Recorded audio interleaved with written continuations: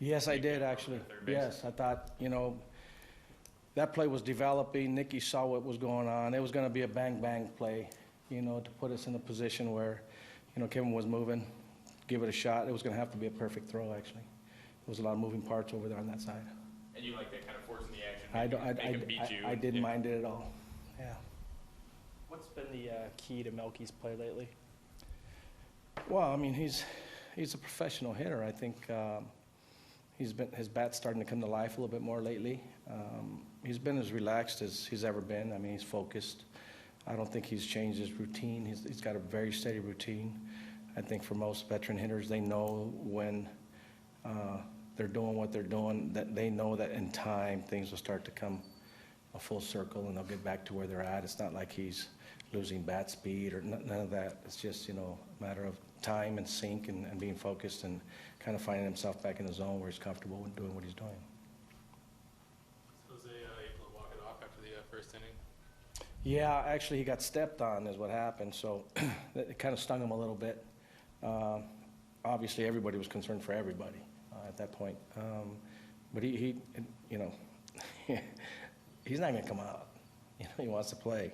And good for us. He made some nice picks over there at first today. Especially in the last inning, that was a big play. Ricky, can you talk about the consistent job that David Robertson has done when he's been called upon in those late inning situations? Yeah, I mean, he's a quality reliever closer. Obviously, he's done it previous to this season. He actually looks very, very calm out there right now, very poised.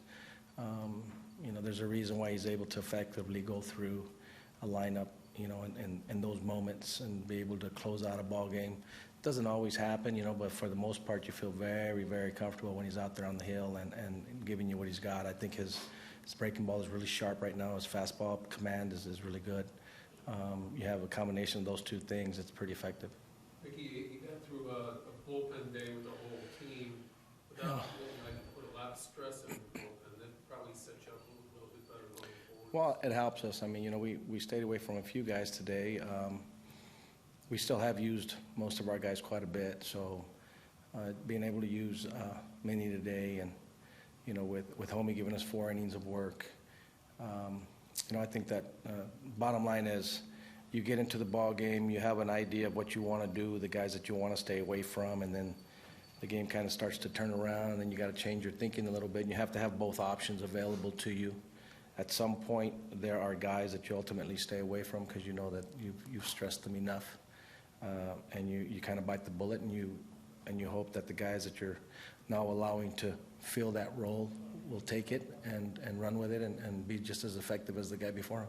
You use these positive wins and these type of situations to help out with some of the things you didn't like, what you saw today, as far as being able to sell those things to your people? Well, I think, we had a couple of good things happen. We had obviously some timely hitting. We had some situational things that didn't work out as well, which we need to make sure we clean up. And it's not, when guys are trying to get executing certain things like bunting or whatever the case might be, it's not that they're trying to fail.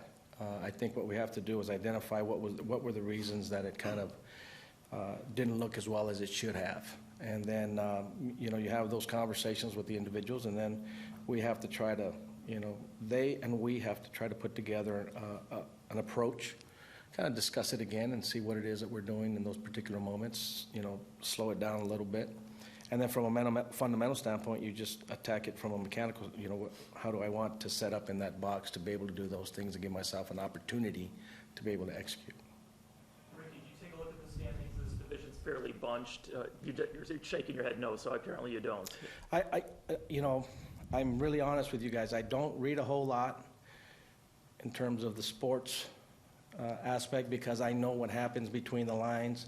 I know that the only thing that I can control is what I do with my guys and what my guys do for us. At the end of the day, I won't know what's ultimately our fate until it's somewhere down the road.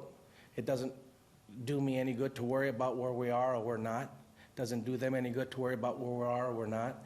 I think when people talk about creating a sense of urgency so that you can continue to push and put yourself someplace, they play with urgency every day. They play with a desire to want to win and do what they need to do.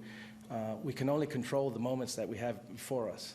I can't control what's past and what's down the road. All I know is they focus, right now they're going to enjoy this day, which they should, because it's very hard to win a Major League ball game.